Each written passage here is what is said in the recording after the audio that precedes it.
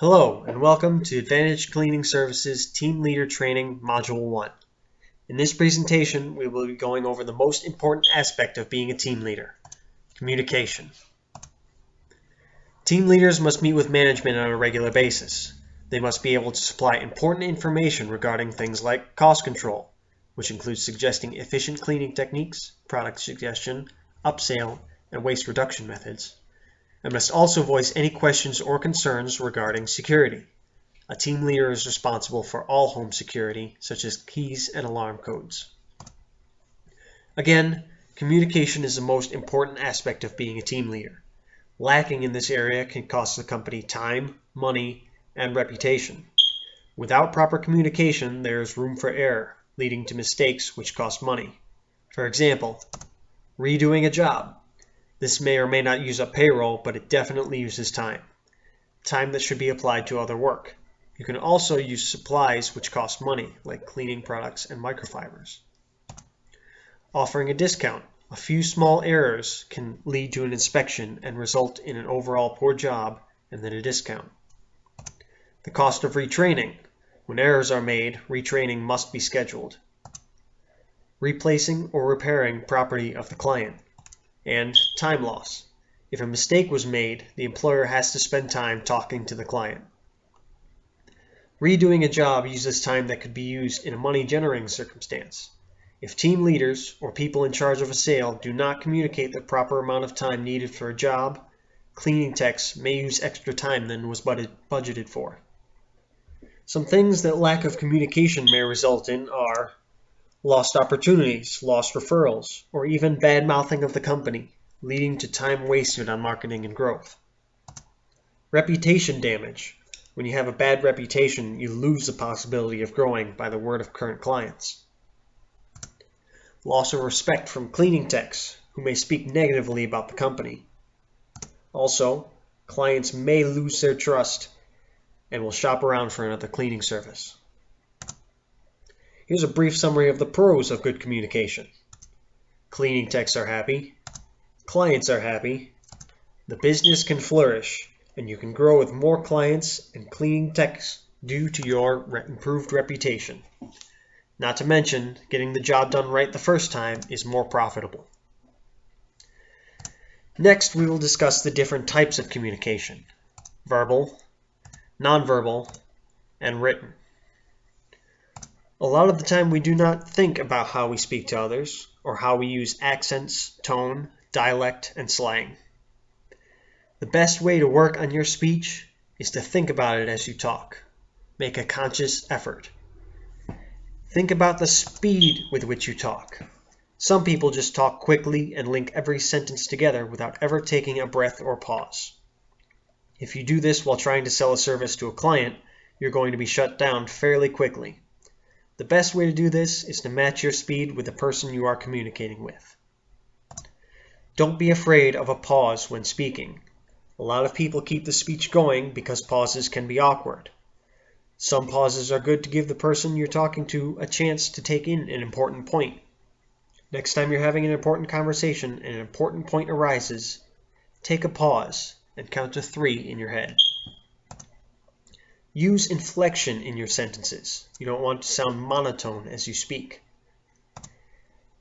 Pitch and tone. Hard to change, but you can at least make a conscious effort to find the middle ground.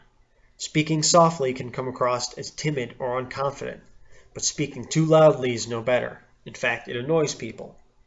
Water helps if you're sounding too squeaky or high-pitched. Speak clearly and articulate your language. Enunciate each word. It can be very annoying to talk to someone who you simply cannot understand. Over time, and especially around people we know, we adopt certain jargon and shorten words like gonna for going or wanna for want to. Eliminate the verbal thinking pauses like you know, etc. Most of the time we do it and don't notice. By trying to eliminate those verbal pauses, we have been conditioned to think of as awkward. The best way to fix all of this is to listen to yourself on a recording. Now we'll move on to written communication. Team leaders must be able to write instructions, write reports to management, and record disciplinary action. Here are some examples to improve writing skills. Read scholarly articles. You can read funny or entertaining magazines just as much as anyone else, but spend more time reading material like CNN or New York Times. Pay attention to how sentences are formed. If you have a computer, set your homepage to a news site. Practice writing whenever you can, every day if possible. Try journalism. If you know someone who is a good writer, have them proofread your work and mark it in red. Reread your writing the next day. Writing doesn't have to be extremely formal. Write as you speak, but without using too much slang or jargon. Use active words instead of passive. Example, passive. The bathroom was cleaned by the technician. Active. The technician cleaned the bathroom. Keep your paragraphs concise or short and to the point.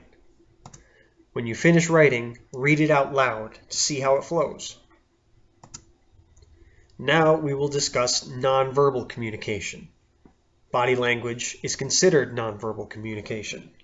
Most people are shocked to realize the majority of communication is nonverbal. You have to be able to read other people's body language as well as your own. A person's body language can be positive, negative, controlling, submissive, warm, hostile, or a combination of these. Some traits of positive body language are: head is up or tilted up. Shoulders are upright. They have a straight posture, a firm handshake.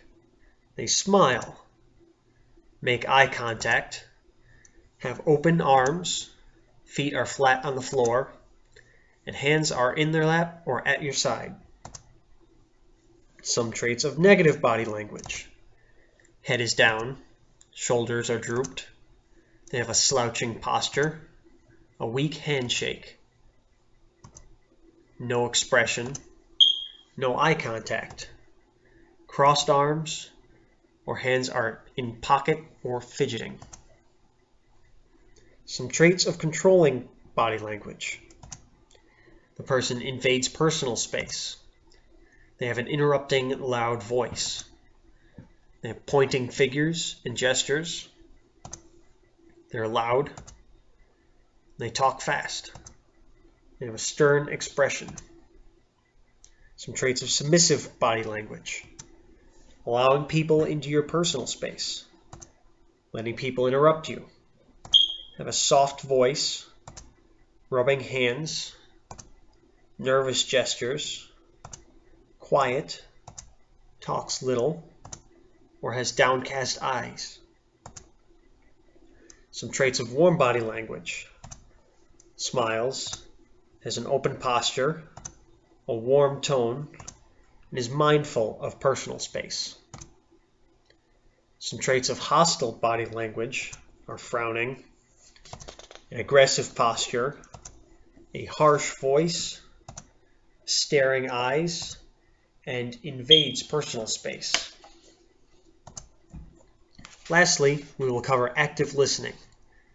The majority of employee problems are related to poor communication. Generally speaking, people are not great listeners. Like reading, you can read an entire page word by word, but if you're not actively reading, you won't absorb anything. This is where active listening comes into play. Do you ever notice yourself preparing your response to someone before they even finish speaking? A lot of people do that because they don't really know how to listen. Some tips to be a better listener: show empathy. Put yourself in their shoes. Don't become opinionated or jaded, or interject your opinion before they even finish their speaking. Don't focus on what to say next. Instead, listen to what they are saying now. And keep an open mind. Don't jump to conclusions, and don't let previous opinions affect your response. After a cleaning tech has finished speaking, think if there's any information left out you may need, clarify any questions or doubts you may have. Body language tips for active listening: get on the same plane as them. Perhaps if both of you should be seated. If you're seated, lean forward slightly. Nod your head in agreement. Use other positive body language. Avoid distractions like cell phones. Use a quiet location. If you need to clarify something that was said, repeat it back to them rephrased. Always remember, listening and hearing are very different. This concludes our Module 1 training video on communication. Thank you for watching.